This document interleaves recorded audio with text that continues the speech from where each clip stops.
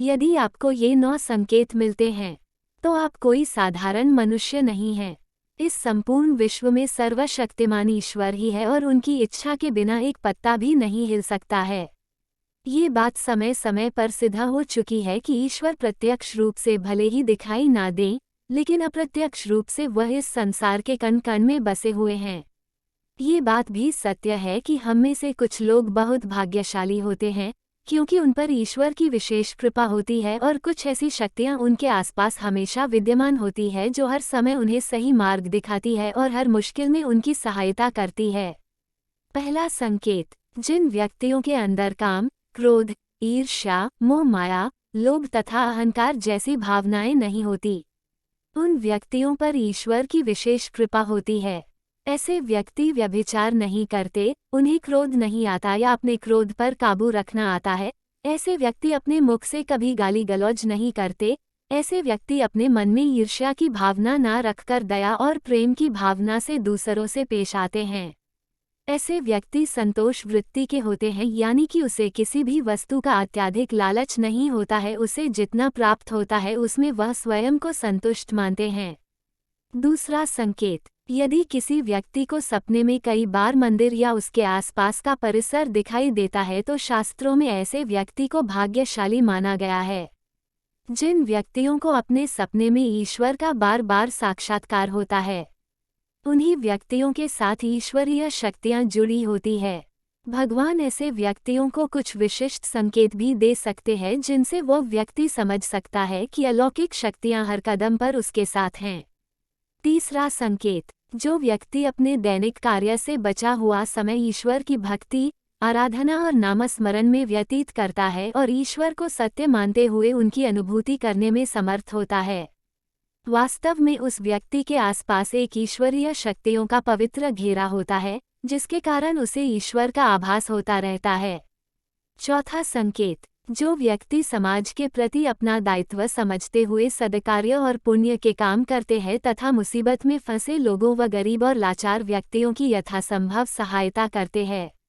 आपदा और विपदा के समय मनुष्य तथा पशु पक्षियों की हर तरह से सहायता करते हैं तथा वृद्ध, असहाय और अपंग लोगों की समर्पित भाव से सेवा करना अपना कर्तव्य समझते हैं।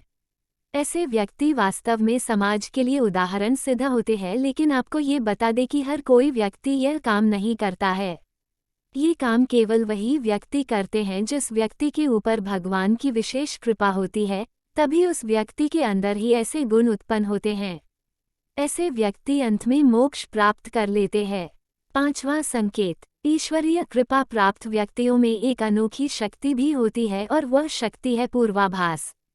पूर्वाभास यानी कि भविष्य में होने वाली कुछ विशेष घटनाओं का पहले ही आभास हो जाना। अगर आपको भी भविष्य में होने वाली कोई दुर्घटना या कोई अच्छी घटना के बारे में पहले ही अंदाजा लग जाता है, तो आपके ऊपर भगवान की विशेष कृपा है। छठवां संकेत, कुछ लोगों को हमेशा अपने आसपास एक विशिष्ट प्रकार की सुगंध का अनुभव होता है। हमेशा सुगंधित फूल, अगरबत्ती, धूप या कपूर जैसे पवित्र सुगंध का झोंका सा हवा में तैरता हुआ महसूस होता है तो यह उसके आसपास ईश्वर की उपस्थिति का संकेत तथा देवी देवताओं का आशीर्वाद होता है।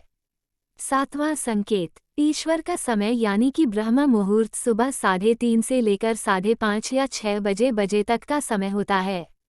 हमारे शास्त्र में इस समय को बहुत ही महत्वपूर्ण माना जाता है। ब्रह्म मुहूर्त को देवताओं का समय माना गया है क्योंकि इस समय के वातावरण में एक सकारात्मक ऊर्जा का संचार होता है। यदि किसी व्यक्ति की नींद प्रतिदिन ब्रह्म मुहूर्त में अपने आप ही खुल जाती है और वह व्यक्ति अपने अत्यंत प्रसन्न चित्त से अपने नित्य कर्म से निवृत्त होकर ईश्वर की आराधना करता है और उगते हुए सूर्य को अर्घ्य देता है, तो ऐसा व्यक्ति निश्चित रूप से ईश्वर की इच्छा के अनुसार ही ऐसा करता है। उसे ऐसा करने के लिए ईश्वरीय शक्तियां प्रवृत्त करती है, यानी कि ऐसे व्यक्ति पर भगवान की कृपा बनी हुई है। आठवां संकेत, कई बार हम किसी मंदिर या धार्मिक स्थल पर भजन कीर्तन या कथा सुनने जाते हैं। कितने भी सुंदर भजन हो या कितनी भी अच्छी कथा हो, बीच बीच में हमारा ध्यान भटक जाता है और हम कभी अपने घर के विषय में, कभी अपनी किसी समस्या पर या फिर अपने आसपास बैठे लोगों का विचार करने लगते हैं।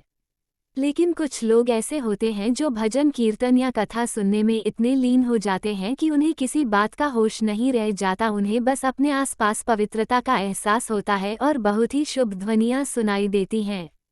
तो ऐसे व्यक्ति का साथ निश्चित ही अलौकिक शक्तियाँ दे रही हैं।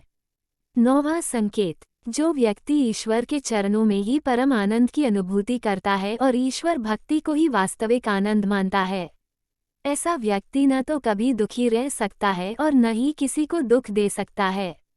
ऐसे व्यक्ति का मन और मस्तिष्क हमेशा शांत रहता है, जिससे वो कभी भी सत्य व सदाचार के मार्ग से विचलित नहीं होता।